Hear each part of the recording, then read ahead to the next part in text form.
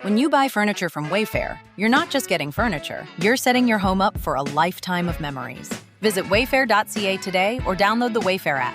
Furniture made for all of life's moments. That's Wayfair. Wayfair, every style, every home. We are here at the Montreal Children's Hospital, and we are in the Caring for Kids Radiothon, which will come to a close tonight at about 7 o'clock, and hopefully we'll have raised a ton of money by then and actually beat last year's total of $1.4 million. So if you haven't already made the call, do it now. 514-939-KIDS. It is our CN, as you just heard, Miracle Hour to fund Child Life Team activities here at the Children's for hospitalized kids.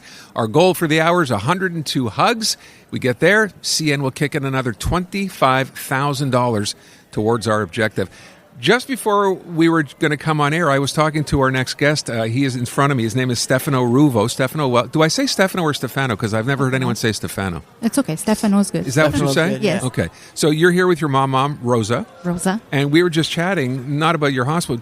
You're wearing an Alouettes t-shirt. Yes. And I said, are you a fan? And you looked at me like, of course I'm a fan.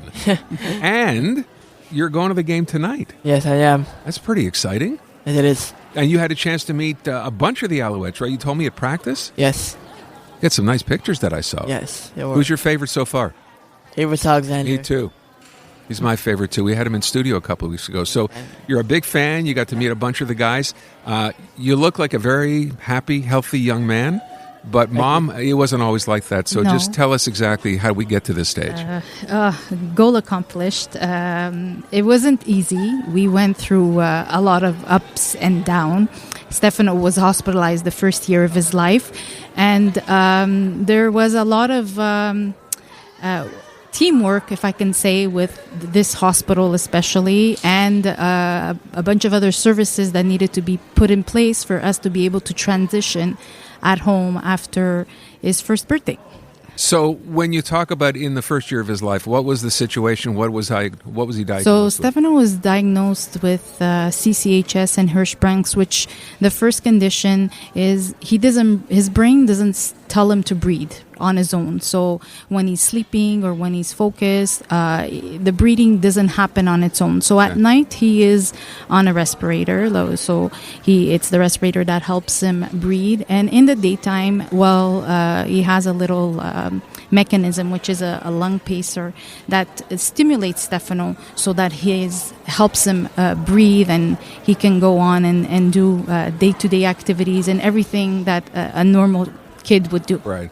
So the first year was here in the hospital for Stefano, that entire year? Correct. We celebrated his first birthday in the plaza of the hospital. Yes. So he stayed within the intensive care unit at the old hospital, but still the Montreal Children's, the 9C unit. Fantastic, with the best team, I have to say. So even though, you've been able to manage this, Stefano, by the way, we're talking about year one. You're 16 years old now. Yes, I am. Do you remember any of this? No. Remember being here at the hospital or what you went through? No? No, not really. That's, I'm wondering if that's a good thing. I think it isn't, because the hospital staff works towards that, and there's other departments, child life and therapies and all that. Their goal is to make life as normal as possible, if I can say. I have twin daughters, and they would come on the weekend and they would give them like the baby clothes to fold just to keep them entertained, or take them to the park, or they really try to not make it hospital life, because it's his home. Yeah, it's that thing we always bring up when people have been here, patients have been here for a while, that idea of family, right? Where you don't feel you're just going into an institution and you're going to get in and go. It's not like that here. No, at all. It's not. Sometimes they would kick me out because it's like, go home. You need to rest. You need to stay with your daughters, and it's okay. We'll take care of him. It's my turn to rock him. Like, you can go. Don't worry. He's in good hands. And yes, he was always in great hands. I will point out, by the way, not exactly with smooth sailing, right? I read in my notes that he went into cardiac arrest at one point, right? Yes, at one point, Christmas Day.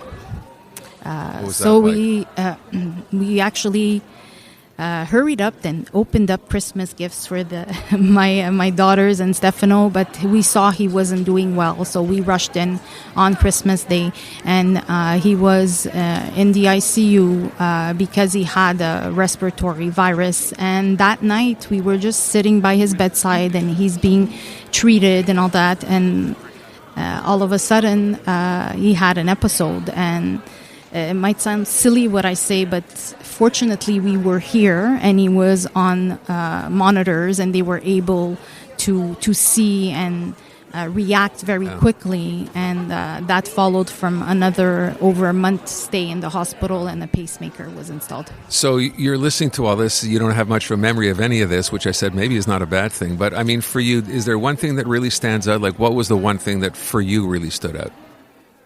That my family was always here for me, and that they never left my side. And you had a moment as well where you could actually leave the hospital and go home.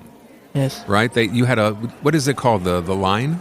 So he had, we left the hospital with a lot of stuff. He had a central PICC line, he had a ileostomy, he had a G-tube. So he left with a lot of stuff. And that was the concern, right? Leaving, but again, with the help and the support. And then it's all on you. Yeah, it's all on me. Like we did have, it was a family affair. We did have support. We did have the CLSC and, nursing care, but the majority was on us, yes. So we had to be trained by the teams here to be able to care for him. So, Stefano, that must have been a big deal for you to be able to not have that now. You're basically like a normal kid. I mean, do you feel that way? Yes. And if you were going to hope for something one day about the future, do you have plans? What would you like to do? In the near future, I would like to remove my trach so I could be more free. And I'll have more freedom, like I could go like a bit more harder, exceed my limit, not have to take it easy. Right. Sure, I still take it easy, but not as easy as you have to now. Yes. Yeah. Listen, I want to thank you both for coming here. It's great to meet you, and I hope you have a wonderful time at the game tonight. Thank you. We were discussing, I said, the Alouettes are playing Ottawa. Ottawa's the worst team in the CFL, and the Alouettes are the best team in the CFL. And sometimes, Stefano disagreed with me, sometimes when the best team plays the worst team, strange things happen. But you said not to worry, right? No, because we already paid them twice, True. so I think we could do it a third time. Okay, and you're going to be there to cheer them on. I will. All right. Hey, listen, it's great meeting you, Stefano. I wish you all the best. Mom, Rosa, thank you so much for coming by. Thank you for having us. This is why we're thank here, you. to have more great stories like this that we can tell you about, things that don't start off so well, that end up really, really well. Unmistakably Canadian. It's the music that raised you.